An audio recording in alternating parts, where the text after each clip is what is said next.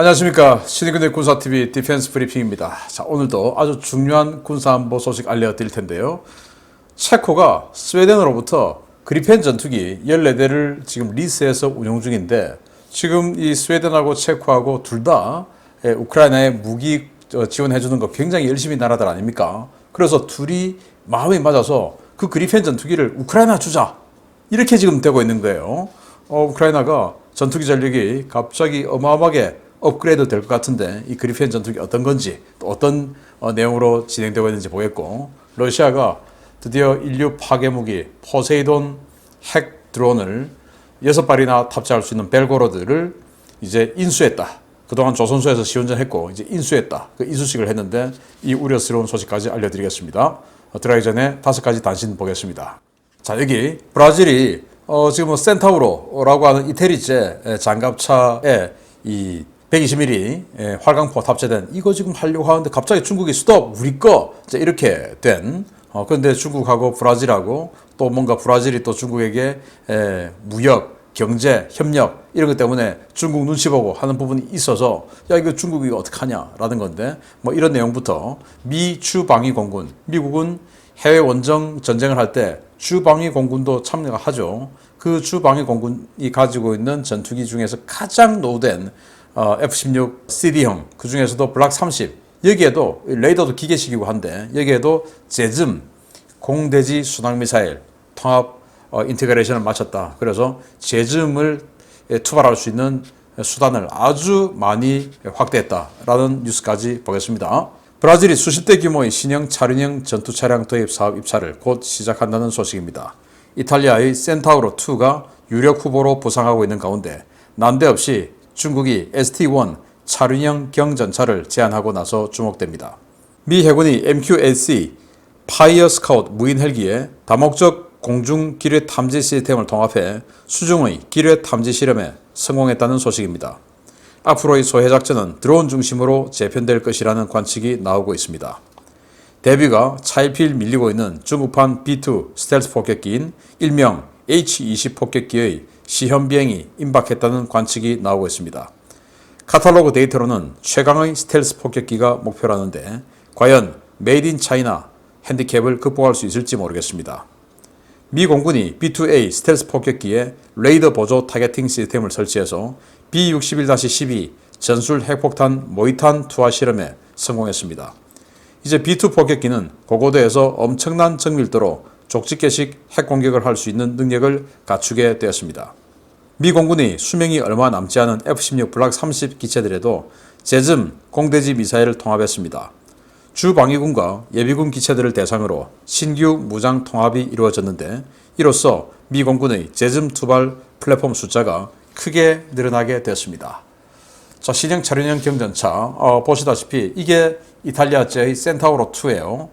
8륜형 장갑차, 차륜형 장갑차에다가 이렇게 포탑을 얹었는데, 포탑에 보시다시피 120mm 활강포 장착이 되어 있고, 그리고 레이더가 지금 장착되어 있죠. 레이더가 장착되어 있다는 것은 능동 방어 장치가 있단 말이고, 그리고 여기 리모트 컨트롤로 사격할 수 있는 이런 그 중기관총도 탑재가 되어 있는 이런 전차입니다. 이걸 이제 도입하는데 중국이 잠깐 우리 거 해 라는데 어떻게 될지 보겠습니다. 그리고 자, 이건 MQ-8C 파이어 스카우트 무인 헬기인데요. 이건 여러분들도 잘 알고 계시는 아파치 공격 헬기하고 같이 작전했던 그 OH-58D 카이오와 워리어, 그 헬기를 무인화한 거예요. 그래서 뭐 센서 같은 거 다 떼내고 지금 이제 이런 건데, 그래서 여기 사람이 타던 부분에 그냥 다 그냥 도색해버리고, 사람 안 타니까.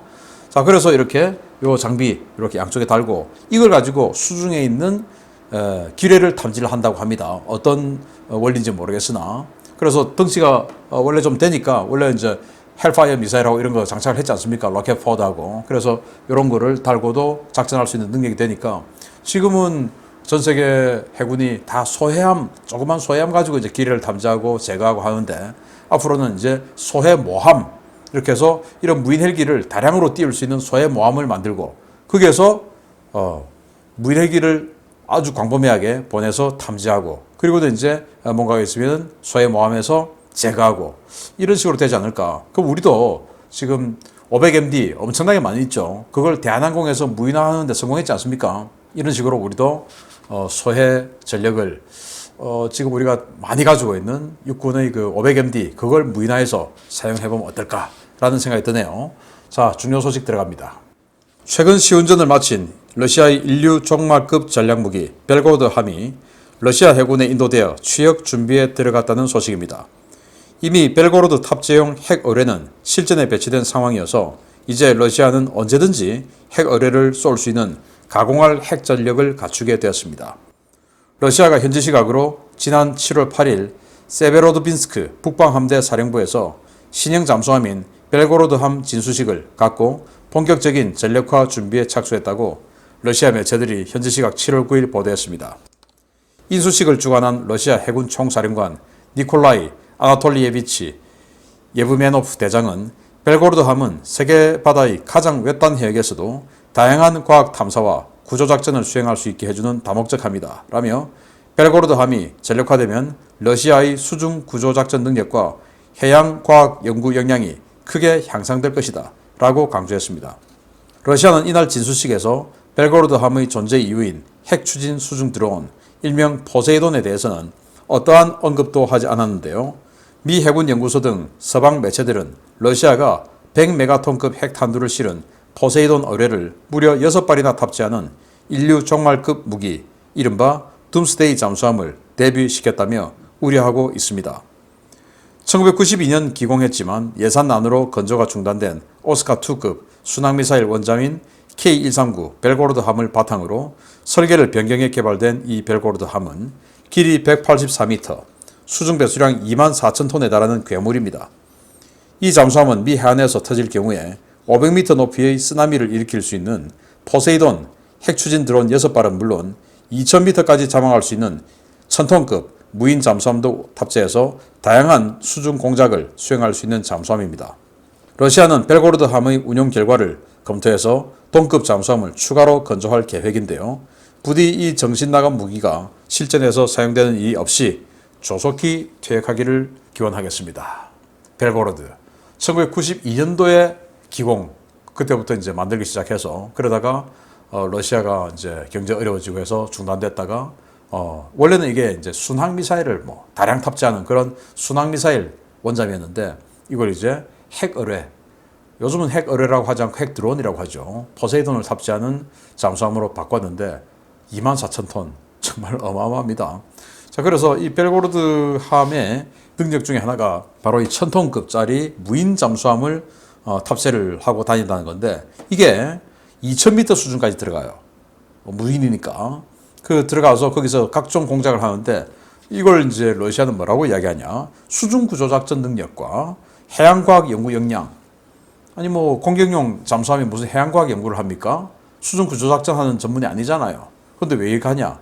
사실은 이게 유럽과 미국을 잇는 해저광 케이블 또 미국과 아시아를 잇는 해저광 케이블 이런 거 끊어버리는 이런 그 작업도 할 수 있고 또 각종 이 목마다 미국의 소서스 라인 수중 음향 탐지 라인이 다 설치되어 있지 않습니까? 그걸 또 끊어버리는 이런 작업도 할 수 있다라는 것이고 그리고 더 무서운 것은 정말 500m짜리 높이의 쓰나미를 일으킬 수 있는 핵 어뢰 포세이돈을 6발이나 탑재할 수 있다라는 건데 이걸 지금 이제 한 척 만들었고 한 척 더 추가 건조해서 이 북방함대 한 척 그리고 태평양 함대 한 척 이렇게 배치를 하는 것이 목표라고 하는데 그냥 막 퇴역하면 어떨까 이런 무기는 정말 안 만들었으면 좋겠다라는 생각이 듭니다. 안타깝네요. 두 번째입니다. 서방 세계 전투기 공급을 호소하고 있는 우크라이나가 어쩌면 그리펜 전투기를 공짜로 받게 될지도 모르겠습니다. 스웨덴이 우크라이나에 14대의 그리펜 전투기를 기증하는 방안을 논의 중이라는 소식입니다. 최근 체코의 F-35A 스텔스 전투기 조기 전력화 이슈와 관련해 체코 공군이 리스 중인 자스-39CD 그리펜 전투기 무상 양도를 제안했던 스웨덴이 해당 기체를 우크라이나에 공급하는 방안을 체코와 논의 중이라고 불가리안 밀리터리가 현지 시각 7월 8일 보도했습니다. 매체는 체코 정부 관계자를 인용해서 현재 체코는 자스-39CD 그리펜 전투기 14대를 가능한 빨리 F-35A 24대로 교체하기 위해 미국 정부와 협상 중이라고 전하면서 F-35A가 전력화되는 대로 일선에서 물러나는 그리펜 처분 방안을 고민 중이라고 전했습니다. 체코가 스웨덴 정부와 체결한 그리펜 리스 계약 만료는 2027년 연말인데요.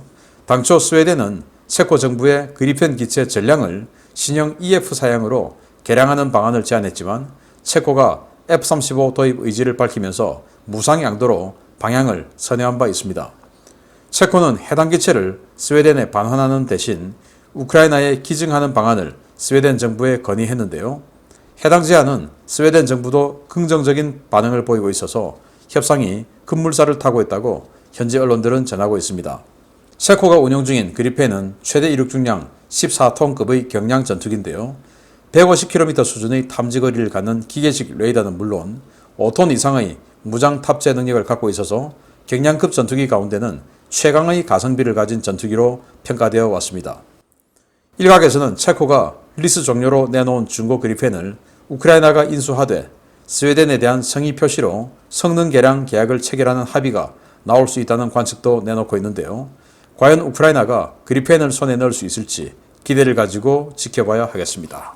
체코가 14대를 지금 렌트 빌려서 지금 쓰고 있어요. 그런데 27년이 계약 만료예요. 체코는 지금 어떤 딜레마가 있냐. 이런 4세대 전투기보다는 스텔스 전투기를 빨리 도입을 해서 제공권, 방공 능력 이런 것들을 안정화하고 싶은 그런 욕심이 있는 거예요. 그래서 미국에게 우리 좀 빨리 주세요. 또 미국 입장에서도 체코의 이런 제안이 지금 또 호기가 될 수 있습니다. 미 의회에서 F-35 구매 수량을 줄이려 하기 때문에 로키드 마틴 입장에서는 미 공군에 납품하는 이 F-35 물량이 다 정해져 있는데 미 의회에서 내년부터 그걸 좀 줄여라 라고 압박을 넣고 있으니까 그걸 줄여버리면 이제 붕 떠버리죠. 여기 이제 체코 물량을 집어넣으면 체코가 의외로 빨리 받을 수가 있죠.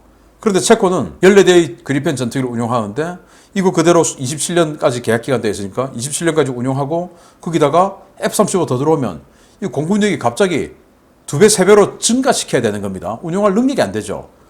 그래서 이제 반납을 해야 되겠다라고 하니까 스웨덴은 스웨덴은 또 이거 받아서 또 쓸 데도 없어요. 자기네들도 이제 완전히 A사로 A다 이렇게 업그레이드된 EF 버전 쓰고 있는데 이건 뭐 CD 버전이고 그러니까 그냥 니들 공짜로 써라. 이렇게 또 되니까 체코는 공짜로 쓸 수가 없어요. 왜? 공군 규모를 2배, 3배로 늘려야 되니까 그렇게 되면. 그래서 체코는 야 그러지 말고 이거 우크라이나 줄래? 이렇게 되니까 스웨덴도 뭐 지금 나토 가입도 했겠다. 또 가입하는 이 선물도 좀 팍팍 뿌려야 나토에서의 지금 신참이지만 위상도 좀 올라가겠다. 그래서 그래 좋아 그렇게 한번 해보자. 이렇게 되는 겁니다. 그래서 이제 거의 두 나라가 합의가 되기 때문에 우크라이나로 이 14대의 그리펜 CD 전투기가 가는 것은 거의 문제가 없을 것 같고 여기에서 요는 미국에서 F-35로 얼마나 빨리 체코에 납품을 해주느냐 이제 이건데 그게 좀 빨리 되어서 이게 빨리 우크라이나로 갔으면 좋겠다. 여기에 암람 미사일, 사이드와인더 미사일 다 인테그레이션 되어 있어요. 여러분들 기억하실지 모르겠는데 재작년에 이 태국 공군이 중국 공군하고 합동훈련해가지고 4대 빵으로 그냥 완전 압살을 시켰던 전적이 있습니다. 그때 싸웠던 전투기가 바로 태국 공군의 이 그리펜 CD 전투기이거든요. 당시 중국 공군은 J-10 그리고 J-11 이런 전투기들이 출전해가지고 이제 훈련을 했는데 어떤 공격, 수비 이 두 가지 시나리오 중에서 다 했는데 4대 0으로 이 태국 그리펜이 이겼다라는 거니까 이런 거 가져가서 지금 또 EF 버전으로 업그레이드 한다. 그렇게 되면 더 좋죠. A사 레이더 장착하면 지금 이 상태를 가지고도 러시아의 수호이 35를 제외하고 그 아래는 다 이길 수 있는데 만약에 EF 버전으로 업그레이드 한다. 그럼 수호이 35까지도 다 잡을 수 있죠. 그리고 지금 알고 보면 거의 스텔스 전투기도 아닌 수호이 57 그것도 잡을 수 있을지도 모릅니다. 아무튼 이거 14대 빨리 우크라이나 갔으면 좋겠습니다. 마치겠습니다. 감사합니다.